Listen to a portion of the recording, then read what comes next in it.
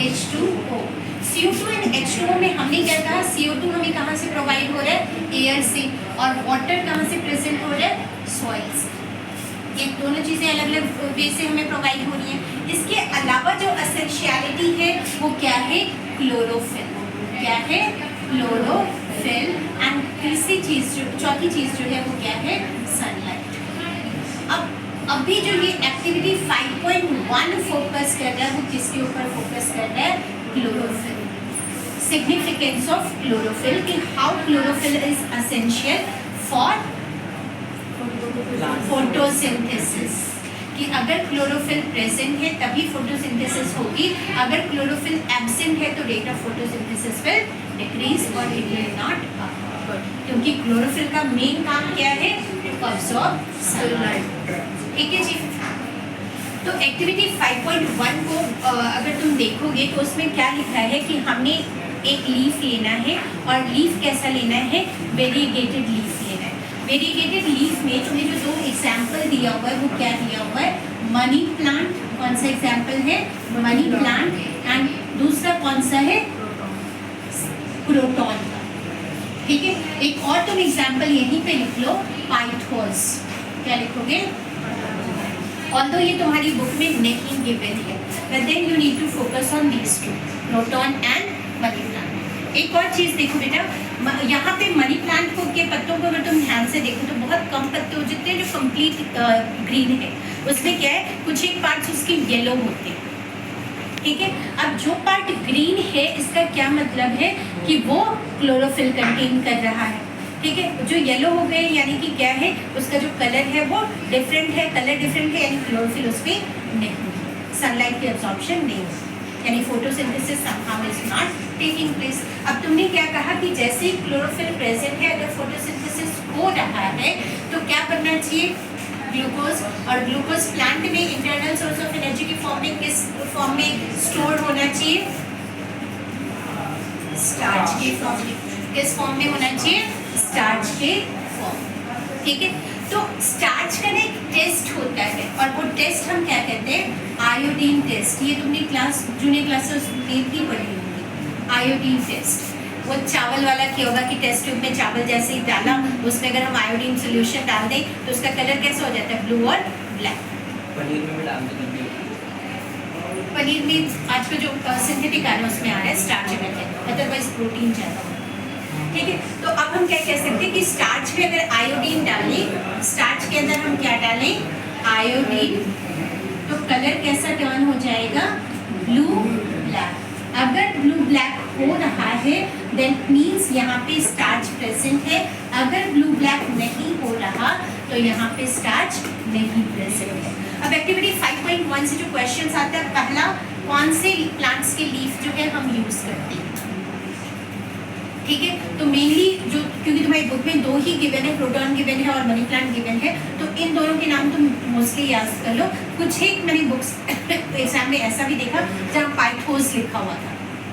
ठीक है, तो इसको भी याद करो, राइट। अच्छा, ये दूसरा क्वेश्चन जो पूछा जाता है वो, अगर तुम इस एक्टिविटी को ध्यान से तुमने पढ़ा होगा तो उसमें बॉइलिंग वाटर वाला लाइन आता है। ठीक है, और बॉइलिंग वाटर के बाद आता है कि अल्कोहल से उसको वॉश ऑफ किया जाता है।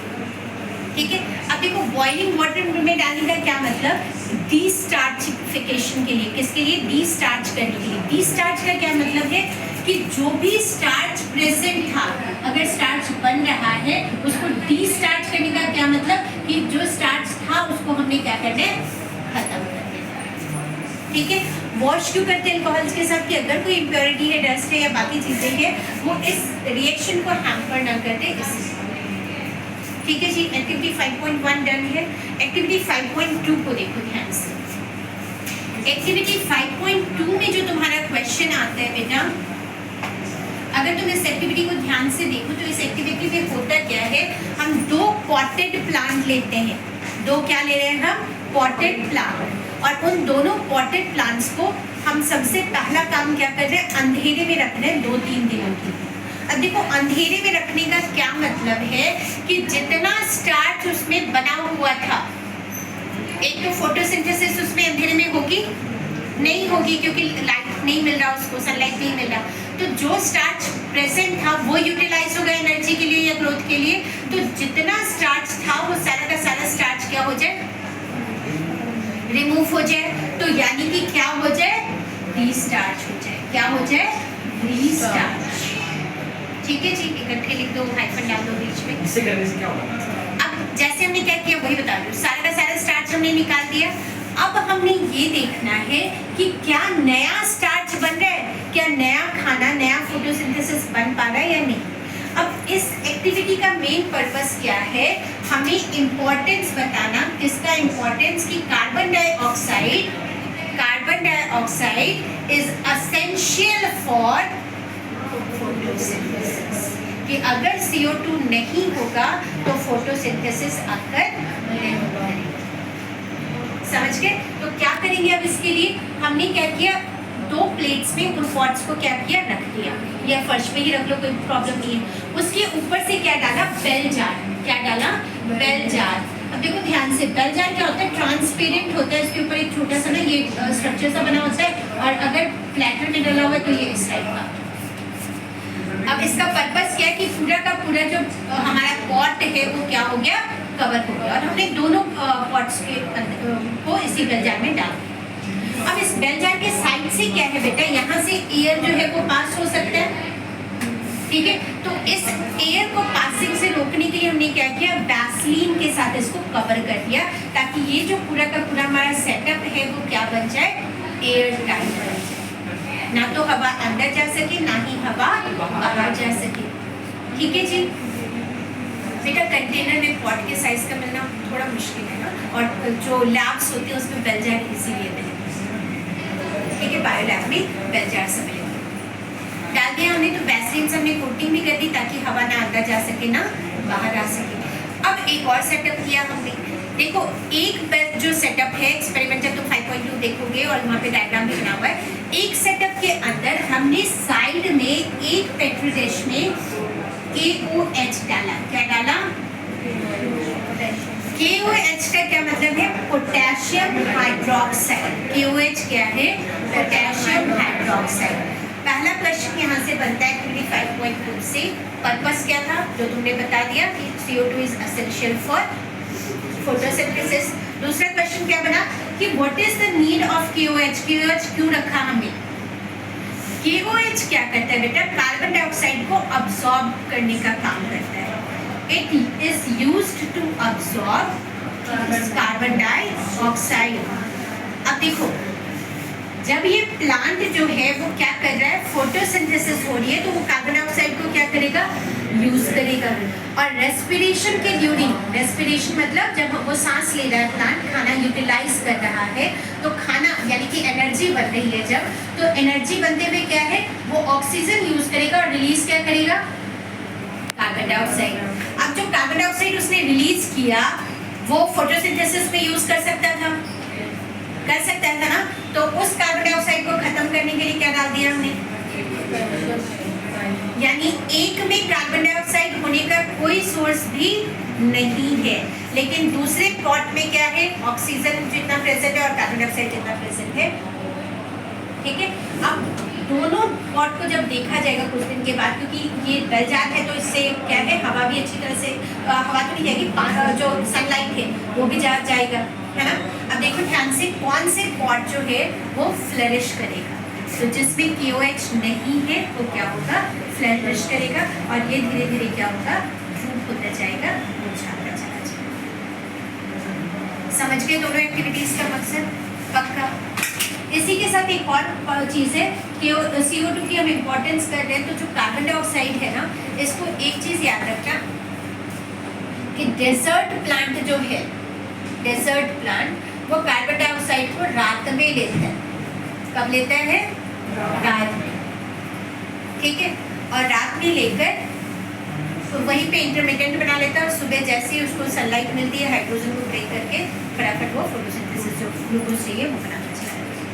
अब एक इंटरेस्टिंग फैक्ट, ठीक है, इंटरेस्टिंग फैक्ट क्या है बेटा, तुम लोगों को कहा जाता है कि रात को जो बड़े पेड़ होते हैं, कौन से, पीपल का पेड़ हो गया, बनियन ट्री हो गया, कहते भी उसके नीचे नहीं सोना चाहिए। और ग्रांशी कह रही है भूत आ जाए। कहाँ से आता है भूत? देखो, दिन में जो रेट ऑफ फोटोसिंथेसिस है वो ज़्यादा है। दिन में रेट ऑफ फोटोसिंथेसिस क्या है? ज़्यादा है। बाकी रेस्पिरेशन तो कंटिन्यूसली चल रहा है ना, तो रेस्पिरेशन के लिए कौन सा गैस? ऑक्सीजन। तो प्लांट्स जो है वो दिन में भी ऑक्सीजन लेते हैं, लेकिन ऑक्सीजन से ज़्यादा क्या यूज़ कर रहे हैं? वो कार्बन डाइऑक्साइड। ठीक है, रात को क्या है, भी कार्बन डाइऑक्साइड का तो कोई काम ही नहीं है उनको। ठीक है, तो वो ज़्यादा क्या लेंगे? ऑक्सीजन। ठीक है, अब रात को जो बड़ा वाला प्लांट है, ऑक्सीजन तो एनवायरनमेंट में होता ही प्रेजेंट है। जब तुम सो रहे हो तो तुम्हें भी क्या चाहिए? उनको भी क्या चाहिए? और इतना बड़ा प्लांट जिसमें इतनी सारी पत्ती हैं, वो अगर ऑक्सीजन इनटेक कर रहा है तो छोड़ेगा कौन सा गैस? हम लोग भी कौन सा गैस छोड़ रहे हैं? समझ रहे हो? दोनों कौन सा गैस? CO2। तो जो एनवायरनमेंट है उसमें कौन सा गैस बढ़ गया? CO2। तो अचानक तुम्हें क्या है, वो CO2 हल्का सा भी अंदर गया तो चोकिंग फील होगी। ऐसा लगेगा कोई अगर गला दबा रहा है। क्या सचमुच कोई गला दबा रहा है? कौन है वो? समझ गए? तो कोई भूत नहीं है, it is all about this. तो मैं बार बार कहती हूँ, science is everywhere, just we need to find that out, right? अगर तुम देखो तो किडनी शेप स्ट्रक्चर्स तुम्हारी होती है, कौन सी शेप? किडनी शेप, या फिर हम इसको क्या कहते थे? Bean shape. कौन सा shape?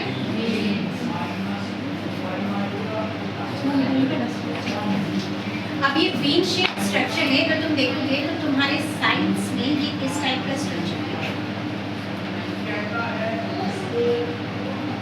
Are you able to find?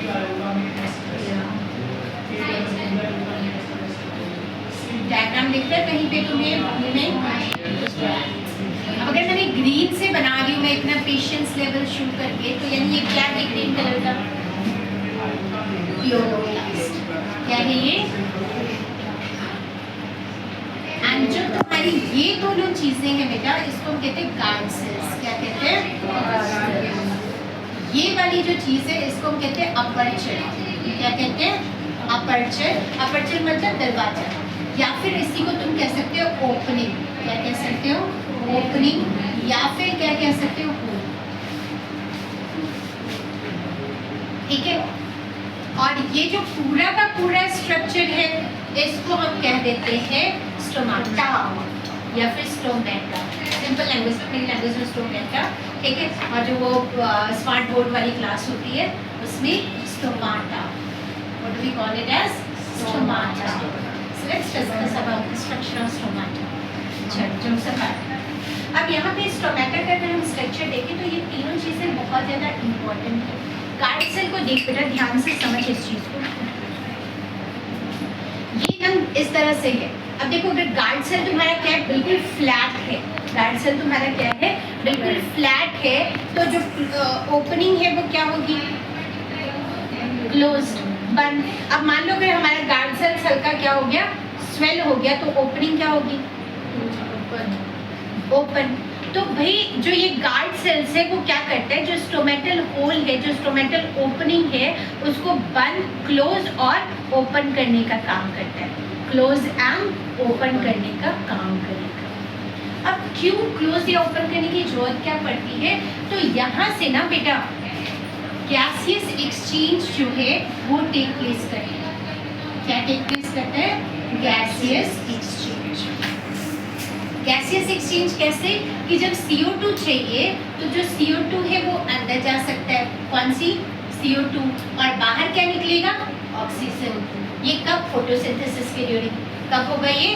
Photosynthesis के ड्यूरिंग। इसके अलावा ये जो हमारा ट्रांसपिरेशन है, ट्रांसपिरेशन इफ यू रिमेंबर बताया था मैंने, और जूनियर क्लासेस से भी कर रहे हो तुम, loss of excess of water. Loss of excess of water. ठीक है, अब ये भी जो है वो इसी पोर के साथ बाहर निकल जाता है या क्या होगा? अंदर रह जाता है। अब देखो इस चीज़ को समझो, दो चीज़ें हैं यहाँ पर और बहुत इंपॉर्टेंट चीज़ें हैं जो मैं समझा रही हूँ। अभी मैंने एक सेंटेंस यूज़ किया था कि जो डेजर्ट प्लांट्स है उसमें वो कार्बन डाइऑक्साइड कब अब्जॉर्ब कर लेती है? रात में ही। रीज़न क्या है बेटा? ताकि वो बार बार क्लोज और ओपन होने में पानी उनका वेस्ट ना हो। डेजर्ट के पास क्या है, पानी कम है, तो अगर वो पानी बार बार क्लोज और ओपन होगी, क्योंकि कार्बन डाइऑक्साइड तो उनको बार बार चाहिए ना, तो अगर बार बार ओपन या क्लोज होगी तो क्या होगा, पानी भी लॉस होगा। तो उस पानी को बचाने के लिए क्या है, वो रात को ही CO2 जो है वो अब्सॉर्ब कर लेते हैं और एक इंटरमिटेंट बना लेता है कि वे सुबह जैसे ही वाटर स्प्लिट होगा हम क्या करेंगे, उसको यूज कर लेंगे। और वाटर यहाँ पे जो क्लोरोप्लास्ट है, इसमें क्लोरोफिल प्रेजेंट है, वो उसको क्या करता है, अब वाटर को स्प्लिट करने का काम है। ठीक है, अब देखो एक और चीज़ समझो, यहीं पे ट्रांसपिरेशन, जब हम ट्रांसपोर्टेशन वाला करेंगे टॉपिक, तो वहाँ पे एक और करेंगे, जैसे सक्शन पुल क्रिएट करेगा। ये क्या करेगा, सक्शन पुल।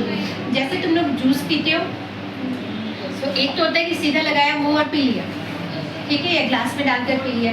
ज़्यादा जो सोफिस्टिकेटेड लोग होते हैं, ज़्यादा टाइम लेकर करना होता है, वो सोफिस्टिकेटेड लोग क्या करते हैं, स्ट्रॉ यूज़ करते हैं। ठीक है, तो स्ट्रॉ जैसे ही तुमने यूज़ किया तो क्या किया, हल्का सा उसको सिप करते हो। सिप करने से क्या हो रहा है, सेक्शन क्रिएट हो रहा है, यानी एक खालीपन क्रिएट हो रहा है। उस खाली जगह को भरने के लिए क्या करेगा, जो जूस है वो ऊपर की तरफ आएगा।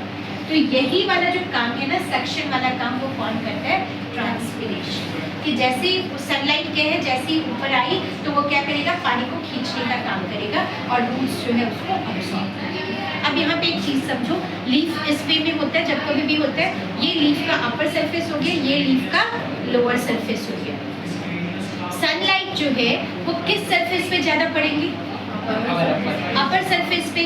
तो अगर अपर सरफेस पे जो स्टोमेटल पोर्स है या स्टोमेटा ज़्यादा होगा तो क्या होगा, पानी का लॉस। तो इसीलिए स्टोमेटा सबसे ज़्यादा कहाँ पे होता है, लोअर सरफेस। ठीक है बेटा,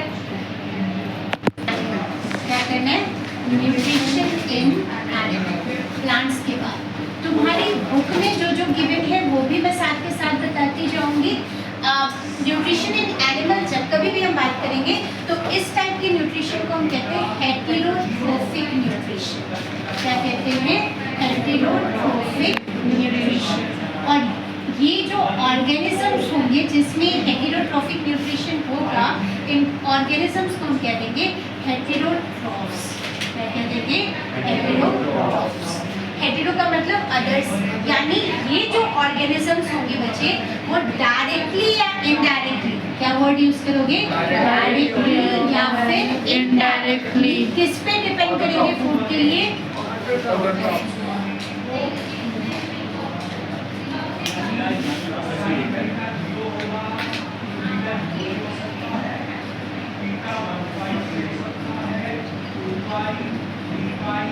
अब एक और चीज समझो, डिपेंडिंग ऑन कि वो किस मेथड से, डिपेंडिंग ऑन कि वो किस मेथड से या किस टाइप से खाना लेते हैं, we used to divide heterotrophs. मैंने तुम्हें 4 टाइप बताया था, सिम्बायोटिक वाला भी बताया था, लेकिन तुम्हारे सिलेबस में थे नहीं, तो हम मेनली किस पे फोकस करेंगे, फीमेल ब्लड। ठीक है, तो पहला जो टाइप है वो कौन सा है, होलोजोइक। दूसरा जो है वो तुम्हारा क्या है, पैरासिटिक। एंड तीसरा जो है वो सैप्रोफिटिक। मेन जो फोकस है, मेन जो फोकस है तुम्हारा वो होलोजोइक के ऊपर है। मेन फोकस किसके ऊपर है, होलोजोइक के ऊपर। पैरासिटिक और सैप्रोफिटिक को जस्ट उन्होंने टच किया है, तो हम भी जस्ट टच करेंगे, बट अगेन दोनों तीनों के बीच का डिफरेंसेस एंड ऑल तुम्हें इस लेवल तक पता होना चाहिए।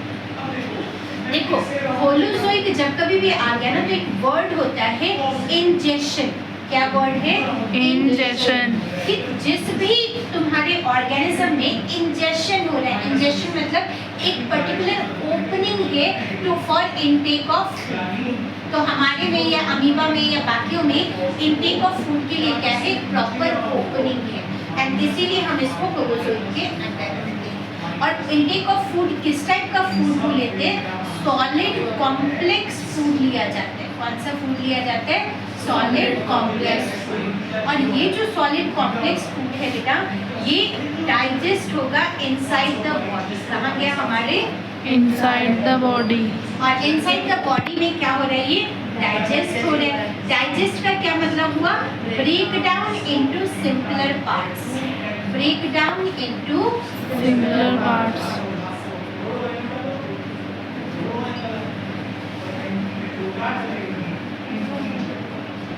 articles. ठीक है? If you want, you can note down these points also. Otherwise, we have already done. तो मेन फोकस किस पे होगा? इंजेक्शन पे होगा. दूसरा फोकस सॉलिड पे होगा. और तीसरा क्या है? डाइजेशन कहाँ हो रही है? Inside the body. ठीक है बेटा? होलोजोइड में एक और चीज याद रखना कि होता क्या है? गट होता है. गट क्या है? केनाल. तुम्हें याद है गट को हम कह देते हैं एलिमेंट्री केनाल. क्या है? एलिमेंट्री केनाल क्या हो गया? केनाल वर्ड पता है? जिसकी एक साइड से ओपनिंग और दूसरी साइड भी ओपनिंग. तो हमारी बॉडी में ये केनाल क्या है? मुंह से खुला अंदर गया और निकला. वेस्ट कहाँ से बाहर आया? एनस से.